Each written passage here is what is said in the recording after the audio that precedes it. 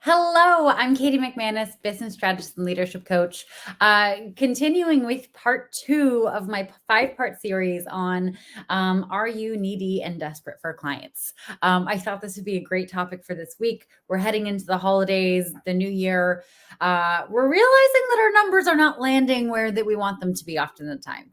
So, and even those of us who are successful, if you're not successful and you're still struggling, know that even people who are successful are still not reaching their goals at the end of the year, and that's okay. And I'm here to show you some really simple things that you can do to make sure that you meet those goals. So tonight, I wanted to talk about some shit that's probably scratch that is definitely going on in your business, and talk about how it shows up so you know if this is you and what the problem actually is, because just talking about how it feels isn't going to get you anywhere. We have to talk about the actual problem and then some really simple solutions to get out of it. And hi, whoever's watching, I am doing this through StreamYard. So if you are commenting through Facebook, LinkedIn, or YouTube, know that if I don't call you out, it's just that I didn't see your comment. Sometimes StreamYard doesn't work perfectly. Oh my gosh. Hello. We have Scott Thompson. Hi. We have Quinn. Oh, first time. Welcome. Welcome to the show. And Carlos from Brazil. Welcome. So good evening, everyone. So I'm going to just dive right in. I have some stuff on the stove, so I'm going to make this quick tonight. Okay. Anyway, so there are three things that I can guarantee are happening in your business. If not all three, then at least one or two of them. If you are desperate and needy for clients. Okay. So real fast, let's dive right in. So number one is when you describe what you do, you're not getting the response you want. And the response that you want is, oh my God, I need that. Or, oh my God, I know like 1 to 7 other people that I could connect you with right now who absolutely need your service. That is the ideal. And oh my gosh, and we have Ruben, oh my God, from Malaysia, and we have Yvette. Hello, welcome to the show this evening. So that sucks, right? That sucks to tell people what you do, what you're so excited to be making your business, and have them go, oh, that's nice, or oh, what does that mean, or oh, and then like assume something that is completely besides the point. Okay. And if you've been there, please, I'd love to hear it in the chat. I've been there. This is one of the reasons. Just a side note for my coaches out there. Okay. This is one of the reasons why, people who are starting off in coaching, they get super precious about, well, what kind of coach am I? Am I an executive coach? Am I a leadership coach? Am I a life coach? No one gives a fuck. Okay. No one cares. Okay. Because it doesn't matter what you do. It matters who you help. Okay. So what is actually happening here most of the time is you have not done enough market research. And if I'm saying this to you and you're in this bucket, you may have done market research, but you probably didn't do it correctly. There's a way to do it that's like, what corporate companies do, but then there's a way you can do it for service-based businesses. And when you're doing market research, you need to be finding out what people want, why they want it, what they're afraid of, what they're frustrated with and trying to get what they want, so on and so forth. And hi, Gabriel, welcome. And so if you do not have that, it's going to be really, really hard for you to get in front of people and say, hey, I'm your go-to person. If you are X type of person who's struggling with A, B, and C, and really, really wants X, Y, and Z. And I just dropped my pen. Oh no. Okay. Hi. I have this weird thing. I have to be holding something or else I feel like I am not grounded. So if you see me playing with a pen or a chapstick or a coffee mug, that's just me. If I drop it, I like need to pick it up. So anyway, just a little quirk about me. And so what happens when you do not have a defined niche? When you don't have a defined niche is people don't understand that you are relevant to them. Sure, you can go around and say, I'm an executive coach all you want, but that doesn't mean anything to anyone. If you are an executive coach who works with women who are transitioning from the corporate world into nonprofits, who also have children and who want to have more work-life balance. Oh my God. Okay, cool. I can think of 2 people that I can refer to you. Like, boom, perfect. Okay. If you're just an executive coach, okay, well, that's too vague. I don't know who to refer to you. Okay. I don't have any idea. Quinn, it's your talking stick. It is my talking stick. That's exactly what it is. Thank you. My talking stick. I love that. I'm going to coin that. And so there's a really simple fix here, and it takes work. This is a simple fix, not an easy one. Okay. You have to go out and you have to interview your ideal clients. And there are a few questions I want you to ask yourself as you're trying to discover your niche and figure out what this tiny corner of the market is going to be for yourself. First and foremost, I want you to look at past experiences that you have and what you're qualified in. Okay. Make a list of anything and everything that you have done or have any competency in. Okay. Literally anything. Just get it on a list. It doesn't matter. It doesn't have to be perfect. You could actually, put underwater basket weaving on there if that's one of the things that you know how to do. It doesn't mean that you have to go with it. Okay. And then I want you to go through and I want you to circle the things that you love talking about all day, every day. Yeah, Quinn, customer discovery. Exactly. But customer discovery to support a business that you're going to want to be in for the next 10, 20, 30 years of your life. Okay. It's not just about market need and, being able to narrow down who has the most money. It's also about you and what you're going to enjoy talking about for however long you're going to be in this business. Okay. Because what's the point in getting yourself involved in conversations that you're going to be bored to death with after about a year or 2 years? Not worth it. Because then you just have to ditch it and start from scratch. And no one wants to do that. So anyway, unless you're a serial entrepreneur, in which case you don't need my help. Anyway, so once you have this list of the things you really like talking about, you need to start doing some interviews. You need to start seeing, okay, do these things actually have need out there in the market? And do I actually like these people who need this? That's another part that people generally jump over. Okay. And just know you're probably not going to get it perfect right out of the gate. And that is totally okay. You guys know my story. I started off as a dating coach for men. I went out in the world. I announced it. I got business cards. I did a website. I did all the things. And I got 1 dude and 8 women. The world did not want me coaching dudes on dating. The universe also didn't want me coaching women on dating. Only one of my female clients continued with the dating topic. Everyone else I did executive coaching for. And then I ended up in business development and doing this stuff. So the picking a niche is a dance with the universe, but you have to do the work. Okay. Or else you're just going to end up in that desperate and needy state where you just you're not getting sales calls and you're also not getting clients because you're not on sales calls. We're going to be talking about sales calls at the end of this. So stay tuned for that.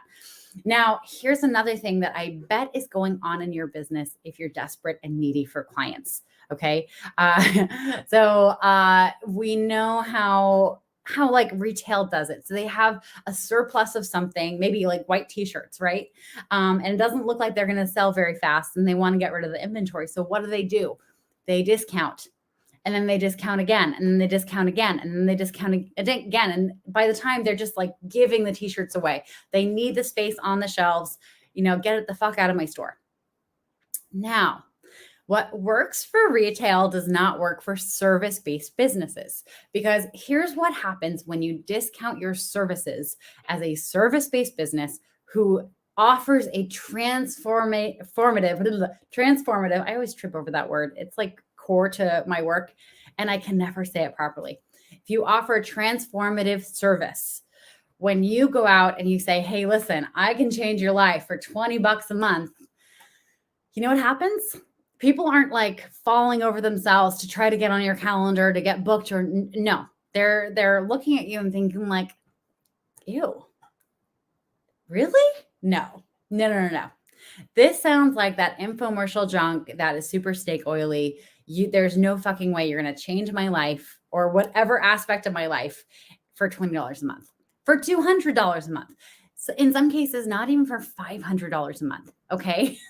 Because here's the thing. If you're offering that big of a transformation, that's huge. That's huge. And if you actually had the key to make that whole transformation, that's worth so much more money. Okay. So you cannot do a race to the bottom to try to fill up your client list.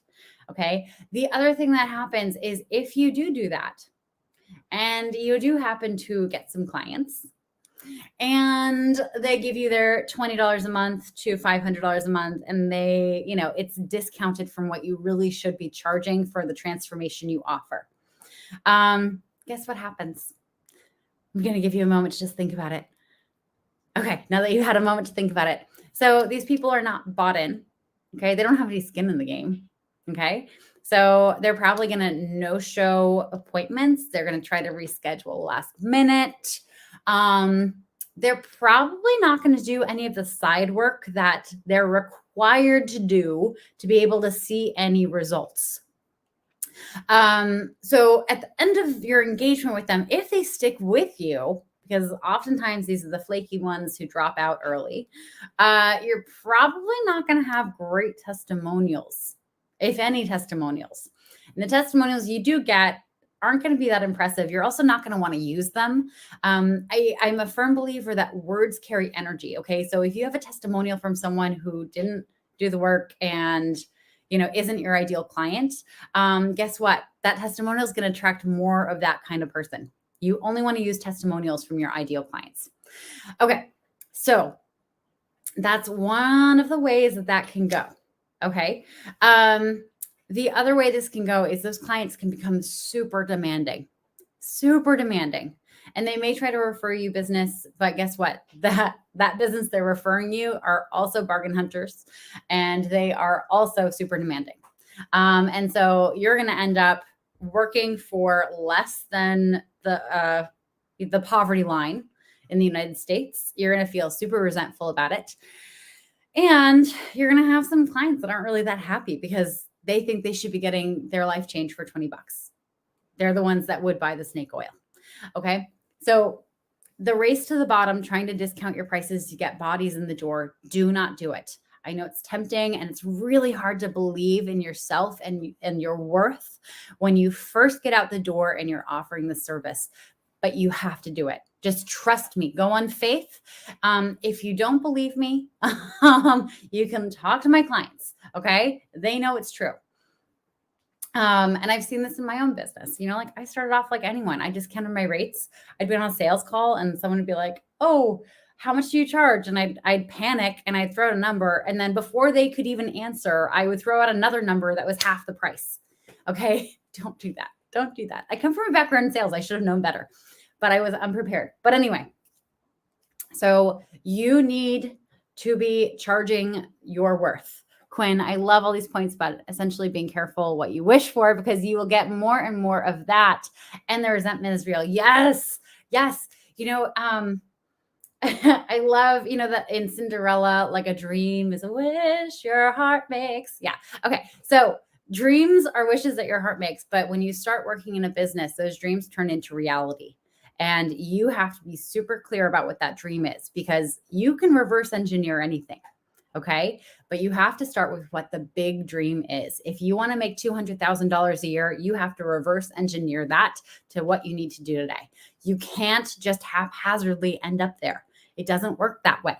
And there's some really simple math to get there. And that's one of the things that I walk all of my clients through in my one-on-one work and through the BYOB program, because pricing yourself fairly so that you can live the life you want and so that your clients get the results that they want is an art form. And it is something that I just urge everyone to try to perfect in their own businesses, whatever the business is. Okay. So that is 1 and 2. Okay. So you don't have clarity about who you serve. You're not clear on your niche. People aren't resonating with how you're describing what you do. Okay. Absolutely going on. You're discounting and it's just not working, or it's working in a bad way. Number 3, let's talk about the stench you're giving off in your sales call. Okay.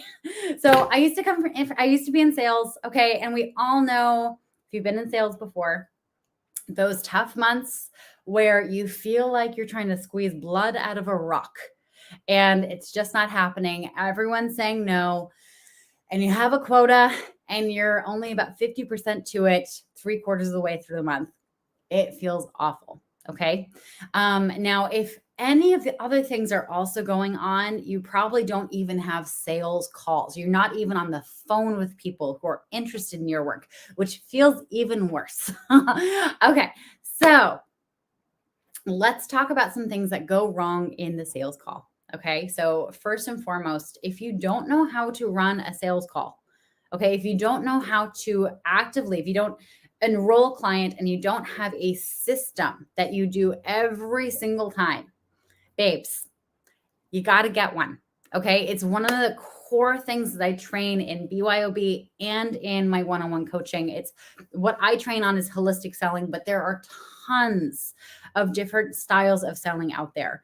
For me, I believe that relationship consultative style selling is the only way to go if you're providing a service, because it's not like you're selling a car, right? When you sell a car, people can get away with being kind of a dick. Let's be real. Okay. Because ultimately they're just getting your money, they're handing you the keys, and then they're never going to see you again. If they do it well, they'll be in relationship with you, and you'll come back and you'll buy your next car from them and your next car, and you're going to refer your friends and family and neighbors to them. That's far better, right?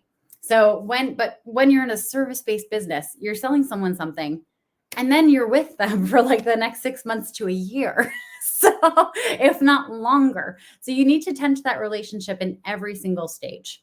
Okay. Holistic selling is my style, like I said, but there are other styles out there. If I'm not your fit for sales. Anyway, so you need to have a system. And the reason why you need to have a system is because if it's not working, there's something that's not working. If you're not getting clients, it's easier to make a tiny, tiny little change in a system that you already have cemented in. Okay. So if your pricing is actually wrong and you're not getting clients because your pricing is either too high or too low, it's really hard to know that unless you're certain that the way you're selling is working or works for other people. So you need to get that down first and foremost. Now, oftentimes when I start with people, they start telling me about their sales call, and they are talking about explaining what they do and giving a presentation and a slideshow. And this is how I convince people that they need to work with me. And I'm just going to stop you right there. No. A sales call, a good one that gets you high paying clients, actually has you talking about 20% of the time. So if you're talking more than 20% of the time, I guarantee you you're talking too much and you're actually scaring them away from you. And I know that's tough to hear if that's what you've been doing, but isn't it so much better to know what you've been doing wrong than just be wandering around in the dark and not have any awareness as to why it's going wrong? Oftentimes when someone starts a business and they have a really hard time on the sales call, they start believing it's not necessarily about that enrollment call.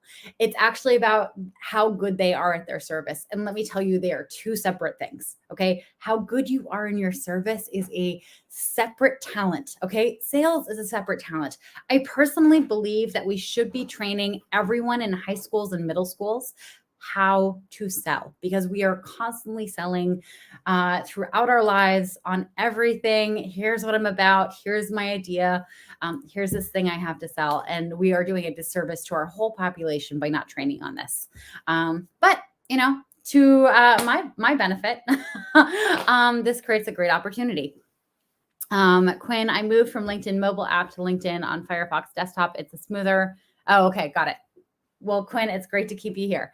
And then just want to make sure I'm caught up on the chat. And like I said, I love this to be interactive. So if you have any questions throughout this, please do let me know. Now, if you're doing a sales call and you're really needy for clients, people can tell. They can tell. It's like a stench. It's like, have you guys ever gone to a fish market? It's that fishy smell that never gets out of your clothes. Okay. When you're desperate for the money in someone's pocket, they can tell. And so I know you're struggling in your business. I know You have bills to pay. I know you're desperate for some feedback that you're doing things right and that this business is going to work. But you need to self-manage your neediness for the client and building that relationship with the client. Because if someone feels like you need them, you guys, here's an example. So have you ever been in a bar and had someone like come to ask you out, but they were like way too intense about it?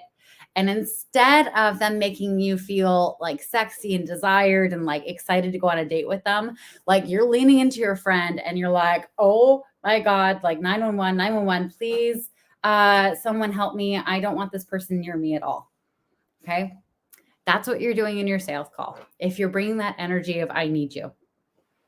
No one likes to be needed. People want to be wanted. Okay. And wanted with no strings attached. So you're allowed to be excited about this client. You're allowed to say, hey, listen, I would so love to work with you. But once you bring that, oh my God, I need the money in their pocket energy, I'd be shocked if they signed up. So you need to do something to take care of your energy. This is one of the things that I work on with my one-on-one clients. It's also a component of the BYOB program because taking care of your energetic needs so you can be high vibe when you show up on stages in front of prospective clients, in just general interactions, makes a huge difference in attracting high-paying clients. Let me see. Okay, so that is all I had for today. So tomorrow, Thursday and Friday, I'm going to be going into some other things that you can do to get out of this. We're also going to be can't speak. We're also going to be doing some more problem spotting, so you know some things that are going on. And, so you can be aware, so you can fix them. So I hope you'll stay tuned.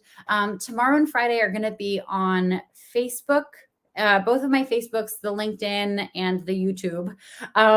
Thursday is going to be exclusively on Instagram. So if you want to watch it on Instagram, you're going to have to go over there and follow me. It's katie.the.coach, not katie.the.couch. Okay. I also have Katie the Couch. It's where I share all of my stupid TikToks that I love, nothing that I've done. But Katie the Coach. And I will be doing that live Thursday. And going deep into some actual things that you can do. So anyway, I thank you all for joining me. Quinn, hold on, I'm going to scroll through so I can say it. Thank everyone. Gabriel, Yvette, Ruben, Carlos, Scott, thank you all for joining me. And for everyone else who didn't comment or whose comment I didn't see, thank you for joining. I hope you found this useful. Quinn, I know lots of coaches who try to serve high vulnerability populations, disabled, LGBTQ, and they price cut because they can't afford it. Our community is broke. Any advice? Oh my God. Yes. Yes. Okay. So many thoughts coming through my brain. Okay. So here's the thing. We all want to serve populations that we think can't afford us. Okay. Now, there's a story that happens. We tend to make up stories about what other people have for money. And oftentimes we're wrong. Okay. Oftentimes we also make up stories about what people are willing to pay to change their lives. Okay.